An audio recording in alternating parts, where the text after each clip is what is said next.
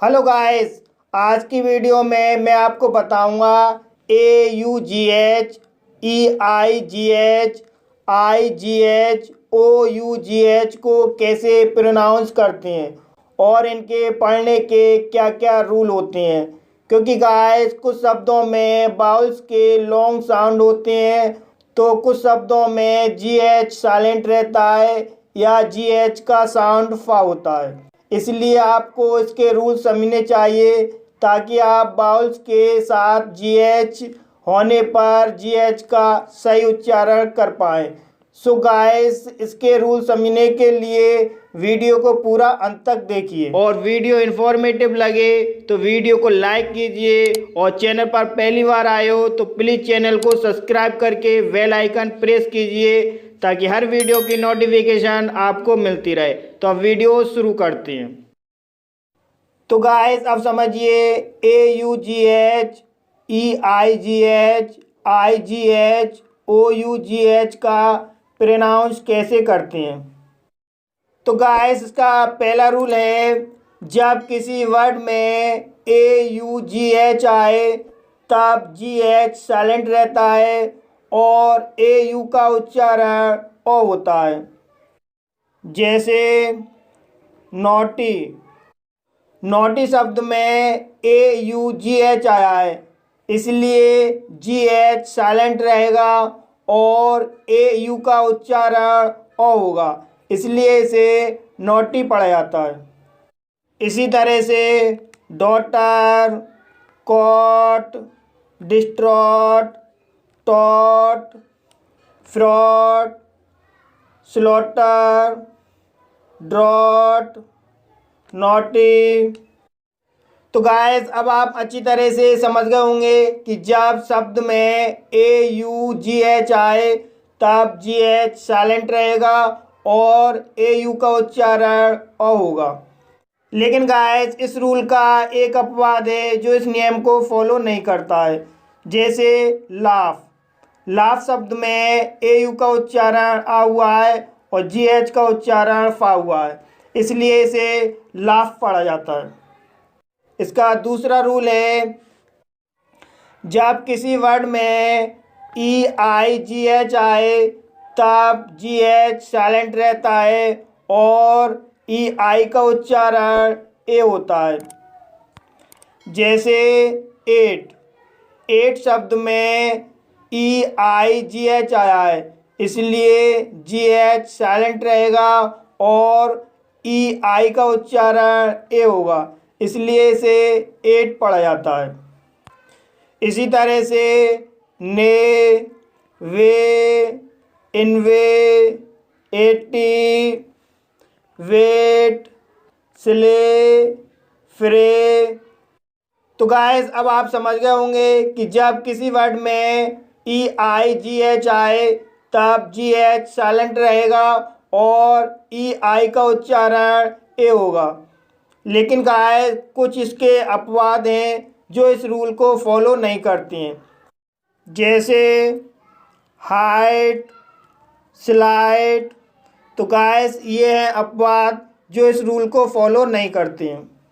Guys इसका तीसरा rule है, जब किसी वर्ड में IGH आए तब GH साइलेंट रहता है और I का उच्चारण I होता है। जैसे टाइट, टाइट शब्द में IGH आया है, इसलिए GH साइलेंट रहेगा और I का उच्चारण I होगा, इसलिए इसे टाइट पढ़ा जाता है।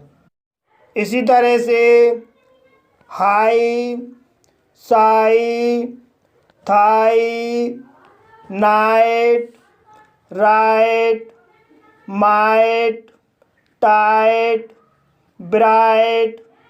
तो गाइस इन सभी शब्दों में IGH आया है, इसलिए GH साइलेंट है और I का उच्चारण I हुआ है। गाइस का चौथा रूल है, जब किसी वर्ड में OUGH आए तब GH साइलेंट रहता है और OU का उच्चारण O, O, आउ, आ होता है। जैसे बॉट, बॉट शब्द में OUGH आया है, इसलिए GH साइलेंट रहेगा और OU का उच्चारण O होगा, इसलिए इसे बॉट पढ़ा जाता है। इसी तरह से थॉट, रॉट, ऑट, नॉट। तो गाइस इन सभी शब्दों में OUGH आया है, इसलिए GH साइलेंट है और OU का उच्चारण O हुआ है। इसी तरह से कुछ शब्दों में OUGH का उच्चारण O होता है, जैसे थो, डो, थरो, ऑल्थो। तो गाइस इन सभी शब्दों में OUGH आया है और GH साइलेंट है और OU का उच्चारण O हुआ है। इसी तरह से कुछ शब्दों में OU का उच्चारण आउ होता है, जैसे वाउ, ड्राउट, प्लाऊ। तो गाइस इन सभी शब्दों में OU का उच्चारण आउ हुआ है और GH साइलेंट है। इसी तरह से कुछ शब्दों में OU का उच्चारण आ होता है, जैसे इनफ, रफ, टफ।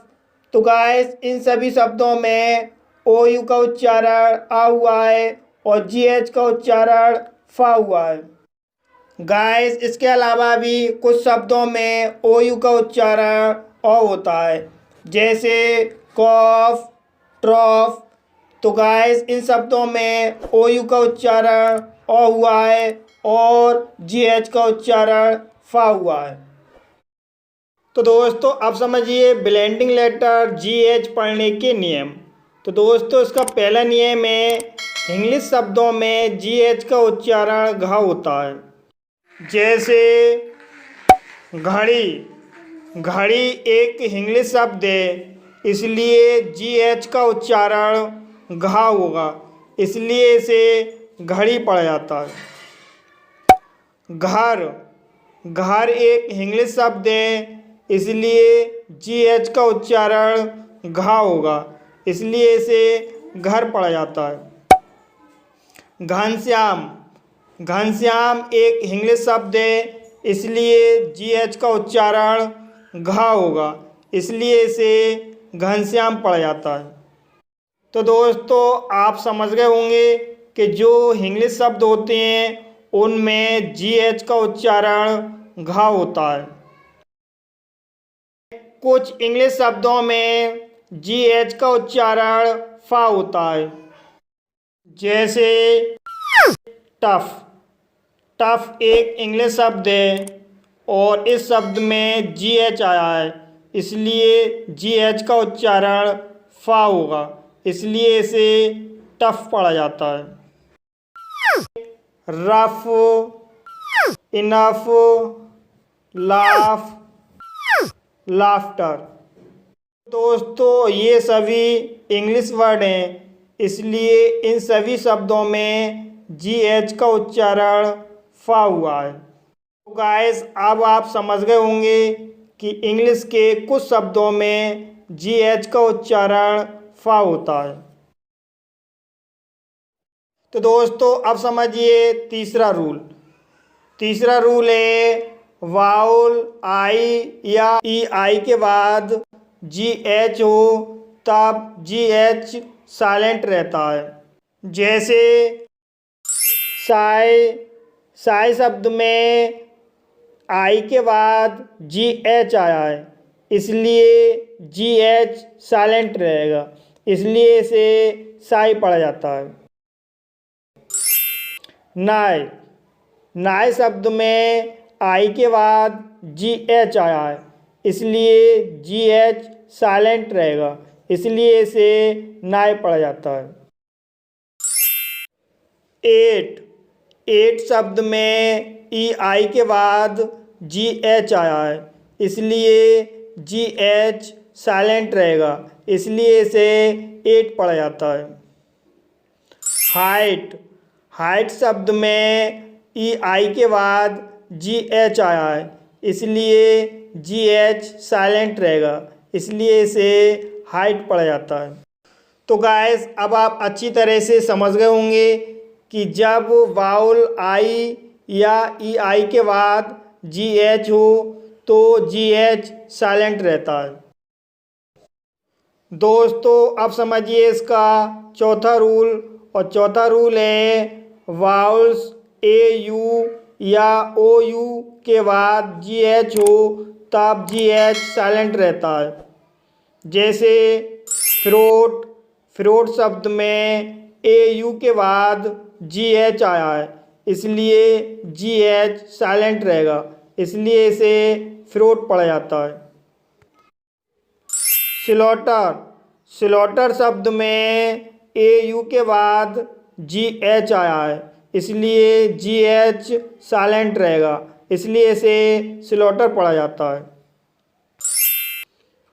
वाव, वाव शब्द में ओ यू के बाद जी एच आया है, इसलिए जी एच साइलेंट रहेगा, इसलिए इसे वाव पढ़ा जाता है। थॉट, थॉट शब्द में ओ यू के बाद जी एच आया है, इसलिए जी एच साइलेंट रहेगा, इसलिए इसे थॉट पढ़ा जाता है। तो दोस्तों अब आप समझ गए होंगे कि वाउल्स ए यू या ओ यू के बाद जी एच हो तो जी एच साइलेंट रहता है।